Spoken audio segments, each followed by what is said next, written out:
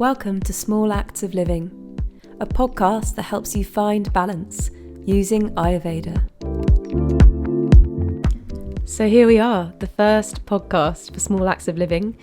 I'm really excited actually because I've always wanted to do a podcast, and I just thought, even though I'm so bad at technology, anyone that knows me knows how bad I am with tech. I think it took me literally about 5 years to upgrade from an iPhone 5, and I think I'm only on iPhone 8, which apparently isn't very modern. But I thought I'd just throw myself in the deep end and go for it because I'm really passionate about Ayurveda, and I'd really like to be able to translate it in a really easy to understand way. That's the point of this podcast actually. It's trying to show that although Ayurveda seems complicated at first, actually its concepts make so much sense, so much logical sense. And I really wanted to try to translate what can seem a bit complicated into something that's really simple to understand and something that everybody can add to their day-to-day. Now, if you're someone who's just discovered Ayurveda and you're feeling a bit overwhelmed with it, please be patient and stick with it, because it is the most amazing science. But I totally get it. When I first studied it, I was totally overwhelmed. There's so much to learn, the intricacies of the diet, your constitution, everything is in Sanskrit, and it can just feel really alien. And actually, at the end of the day, it's basically a relearning of everything that we've been taught about food and diet and lifestyle. So it can feel really kind of intimidating. I can personally say that Ayurveda has such an amazing impact on health. I have seen really, really positive impacts, not just on my own clients, but also I can feel it in myself. I really feel the positive changes, and it's a really interesting one because it's subtle changes. So for example, anyone who meets me now will quite often say that I'm quite calm, and I really believe that is because of the effect of Ayurveda, and I can really notice the differences. So I feel really passionate to just share this information with as many people as I can in a simple to understand way. I wanted to start out by my first Small Acts of Living tip, which is to replace your morning coffee with a glass of warm water. Now, I know for every coffee drinker out there, that sounds like an absolute nightmare. I get it. I used to drink coffee every morning and I loved it. I loved the smell. I loved the ritual. I didn't actually feel like myself until I'd woken up and had a cup of coffee. And I think that's a feeling lots of people can relate to. But if you are a Vata or Pitta constitution, then you are more likely to have dryness in your body anyway. So if you're waking up in the morning and having a cup of coffee, the bitter and astringent taste of the coffee mean that it's going to add to the dryness in your body. Now, dryness can kind of show up in the body in lots of different ways. In the mind, it can be anything from fear or anxiety or restlessness. And in the body, it can be anything from dry skin to dry lips to dry mouth to arthritis, joint pain, constipation, gas and bloating.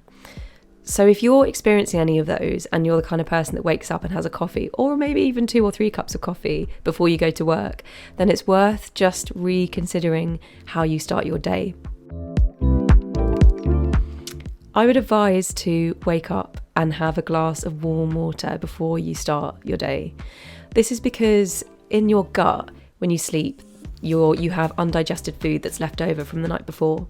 And in order to keep your channels clear, you need to flush that, what we call toxins, out of your body. So the way to do that is by having a glass of warm water, which also helps to stimulate your appetite. And it's really interesting because I've had quite a few clients who wake up, have a cup of coffee, and then they go to work and they say they don't get hungry until around 12 or 1. But the interesting thing is, once they've switched to warm water, they actually start getting hungrier in the morning, which is such a good sign. It's a really, really good sign that the body is functioning properly and that your channels are clear and it's ready to eat and it's ready to digest food. So if you want to try and get your metabolism back into a good place, having a coffee, I know most people do it because maybe they don't want to eat breakfast, or maybe they want to lose weight, or they want to suppress the metabolism. But actually, the best way to do it is to get your metabolism going in the morning, which is to drink warm water. One other tip, if you are going to drink coffee, is to always drink it after you have your breakfast. So like I said, if you're drinking coffee in the morning, you're not only drying out the system, but you're instantly stressing it out with a stimulant. And what I mean by that is coffee can increase inflammation in the body, which is often the result of stress. So if you're waking up in the morning, having a cup of coffee, then you're going to the gym, you're adding stress to your body doing that as well, then you're going to work and having a kind of stressful day. By the time you get home, your body is quite aggravated from all of this sort of stressful morning activity. So the best thing that you can do is to either drink your coffee after you've eaten, which means you kind of have the barrier of your food in your gut that might protect your body a little bit more. Or you can add a sprinkling of cardamom into your coffee, which takes away the kind of anxiety effects that it might have. Or just always drink a glass of warm water first. Interestingly, if you're a kapha constitution, which means you have more earth and water elements in your body, then sometimes a coffee can actually be good for your metabolism, because your metabolism is naturally slower than a vata or pitta's metabolism might be. So if you do fancy a coffee and you're a kapha constitution, again, it could actually help speed up your digestion, but always have it after breakfast. Something that I can often struggle with as an Ayurvedic practitioner is you kind of feel like the fun police sometimes, because usually it's what people love the most that can cause them the most imbalance in their body. So I'm not necessarily saying you have to give up coffee. It's just about really trying to zone in to how your body's responding. So maybe just try to check in with yourself. What's my digestion like? What does my mind feel like after I've drunk the coffee? Am I sweating? Do I feel anxious? Or maybe am I needing to run to the toilet? All these signs are kind of telling you that there's something not right. So just really be in tune, and maybe one week you can, say, cut your coffees down. So if you're the kind of person that's having, say, 3 coffees before work, cut it down to 1. Maybe the next week, have the coffee after your breakfast. Maybe in the next couple of days, maybe don't have the coffee, and just see how you can make it work for you. And that's all for the first podcast. Thank you so much for listening. I'm really excited to continue to share this amazing knowledge with you guys. I hope I can do it justice and translate it into an easy way for everybody to understand. And I look forward to seeing you on the rest of the journey.